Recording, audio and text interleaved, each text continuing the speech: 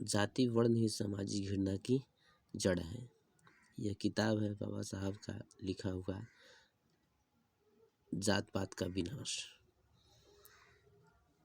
हिंदुओं ने आदिवासी आदिम लोगों को सभ्य बनाने का मानवतावादी काम ही नहीं किया, बल्कि उन्होंने हिंदू धर्म की सीमा में आने वाली निचली जातियों को जानबूझकर ऊंची जातियों के सांस्कृतिक स्तर का ऊपर उठने से भी रोका। मैं इसके दो उदाहरण देता हूँ, एक सोनार जाति की और दूसरी पठारे प्रभु जाति के बारे में।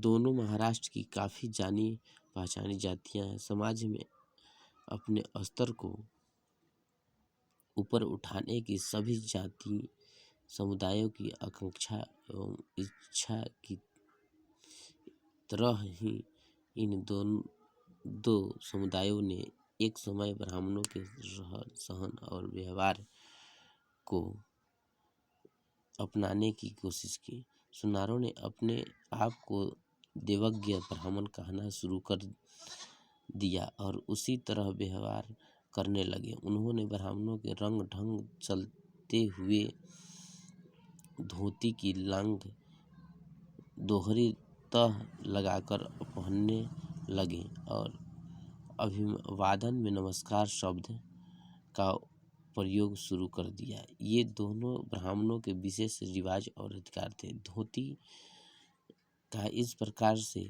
बांधना तथा अभिवादन में नमस्कार का कहना ब्राह्मणों को नहीं सुहाया और उन्होंने पेशवा राजा से आदेश निकलवाकर सुनारों द्वारा ब्राह्मणों वाले तौर तरीके एवं विशेष अधिकार अपनाने के कदम पर रोक लगवा दी। इसके अलावा उन्होंने अंग्रेजों की ईस्ट इंडिया कंपनी के अधिकार क्षेत्र के अंदर बम्बई में रहने वाले सुनारों के खिलाफ कंपनी के काउंसिल प्रेसिडेंट से मनाही ऑर्डर भी निकलवा दी।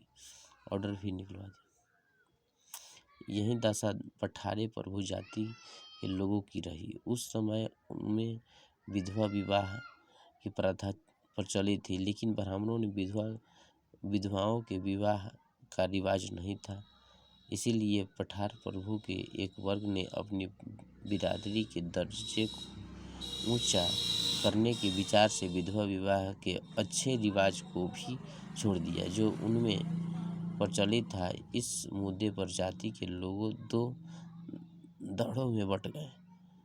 कुछ लोग विधवा विवाह के पक्ष में थे तो कुछ लोग खिलाफ। इस दौरान पेशवा राजाओं ने इनकी पुरानी परंपरा यानी विधवा विवाह के समर्थकों का साथ दिया और इस प्रकार पठार प्रभुओं को ब्राह्मणों के रीति रिवाज अपनाने तथा अपने सामाजिक दर्जे से ऊपर उठने से रोक दिया। हिंदू लोग मुसलमानों पर आरोप लगाते हैं कि उन्होंने तलवार के जोर पर अपने धर्म को फैलाया। वे ईसाई धर्म का भी उनकी प्राचीन धार्मिक अदालतों के आंकड़ों का मजाक उड़ाते हैं, लेकिन असल में कौन सही है?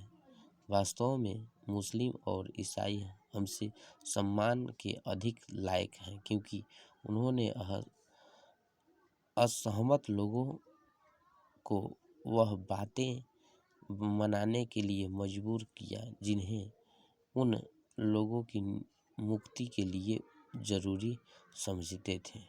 या वे हिंदू जो दूसरों में ज्ञान का उजाला फैलाना नहीं चाहते थे और अंधेरे में ही रखने की कोशिश में ही लगे रहे।